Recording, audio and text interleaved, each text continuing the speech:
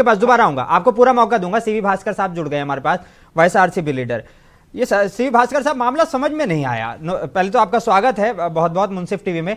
मामला समझ में नहीं आया। चंद्रबाबू नायडू अभी प्रेस कॉन्फ्रेंस कर रहे थे, कह रहे हैं मिलावट साबित हुई तभी खुलासा किया। 2 महीने में खुलासा किया वो एक अलग बात है, उस पर सवाल नहीं है, लेकिन जो कह रहे हैं कि मिलावट साबित हुई तभी खुलासा किया। अब जगन साहब कह रहे हैं मेरा धर्म अलग, इसलिए बदनाम कर रहे हैं। अभी मामला वाकई आस्था से जुड़ा हुआ है या सिर्फ सियासत की जा रही है इस पे? सर, ये चंद्रबाबू नायडू बोलते हैं ये पहले से झूठ बात बोल के जो हुकूमत में आ रहे हैं। 14 साल सीएम ना रहे हैं। 14 साल में, इसके पहले 2020 को 14 में हुकूमत में वो 600 झूठे बात बोल के हुकूमत में आए, लेकिन एक काम भी नहीं किया। ऋण माफी बोल दिया वो भी नहीं कर दिया, डोकरा माफी बोल दिया वो भी नहीं कर दिया।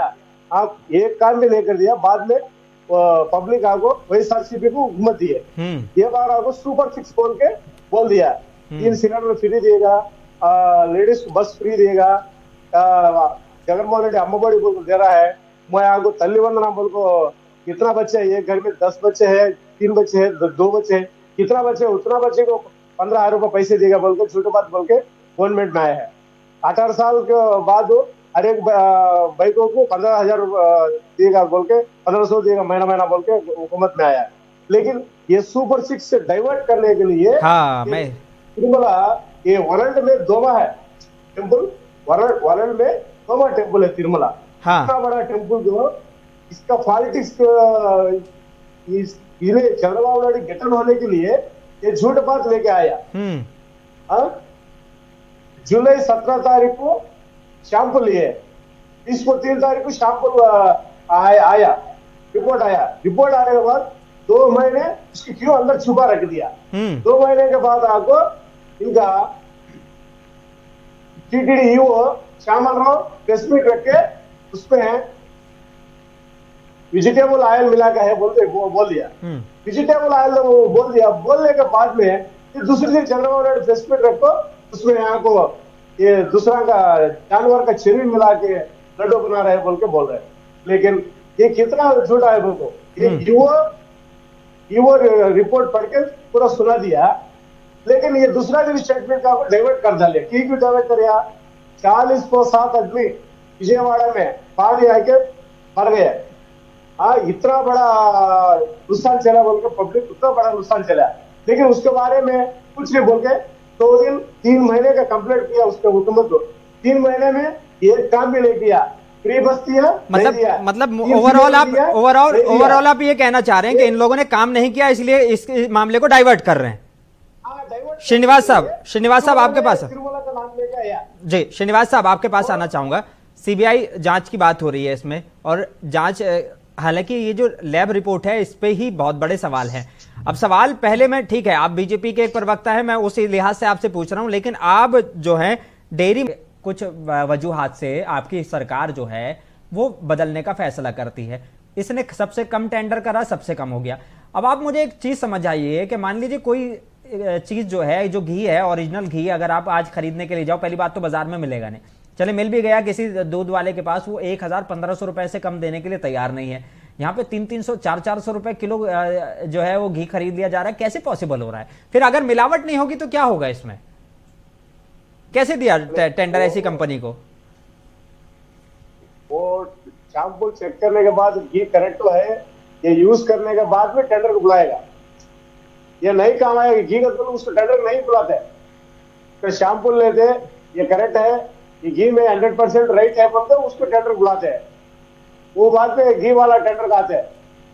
नहीं तो वो टेंडर को नहीं आएगा ना, वो सैंपल नहीं है तो टेंडर को नहीं बुलाता।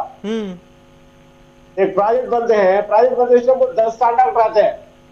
एक जना 1% 2% 5% लेस डालते, अमाउंट डाल सकते हैं।